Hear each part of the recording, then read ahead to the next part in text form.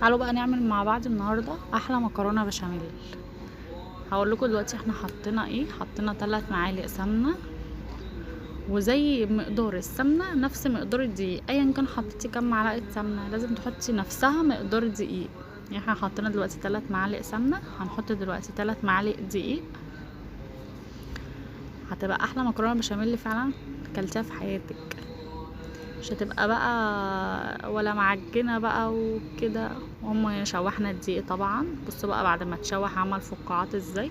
اول لما يعمل كده هقوم نازله على الدقيق باللبن. احنا هنا عندنا لبن ساقع عادي، لبن ساقع، لبن سايب، اي حاجه مش هتفرق كتير. المهم ان هي لبن. هنفضل بقى نقلب فيه لحد ما اللبن يسيح. اللبن هنا طبعا ساح. وبعدين هنحط بقى هنا مرقة دجاج، ونحط بقى التوابل بتاعتنا، ملح وفلفل اسود. اللي عايز يحط فلفل ابيض يحط، يعني انتوا حرين. إيه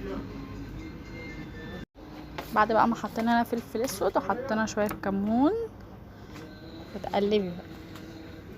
وبعد كده بقى هنزود بقى البشاميل بايه. لو تقيل معانا هنزوده بقى ايه بشوربه. عندك شوربه بط، شوربه فراخ، شوربه لحمه، ايا كان شوربه، اي شوربه.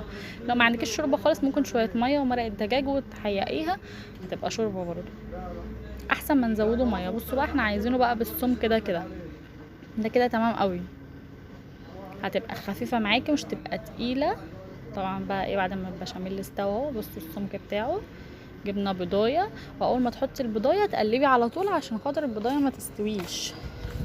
ماشي زي ما انت شايفه كده بالظبط. امشي على كل الخطوات والتكات، مفوتيش حاجه. هنقسم هنا البشاميل طبعا عشان خاطر نرص الصينيه. طبعا بنخلي الشويه اللي فوق اكتر شويه. جبنا هنا المكرونه. في معلومه عن المكرونه، يا ريت ما تسلقوهاش قوي لان هي كده كده بتستوي في قلب الفرن. يعني خلوها ايه على دن كده نص سوا شويه ونقلب. بعد كده بقى هنجيب الصينيه بتاعتنا ونحطها فيها. متنسوش تصلوا على النبي وانتوا بتعملوا اي حاجه. صلاه النبي بتجيب بركه في كل حاجه. طبعا هنحط اللحمه المفرومه. طبعا انا معصجاها معاكم. رجعوا للفيديوهات هتشوفوا فيديوهات كتير اول تعصيج اللحمه المفرومه. بعد ما خلصناه ادي الجزء التاني من البشاميل اللي برضو بنحط عليه بضايه، وبرضو بنقلبها على طول عشان خاطر البضايه ما تستويش عشان الحاجه سخنه. بعد كده بنحطها وندخلها الفرن على درجه حراره عاليه ولحد ما تستوي.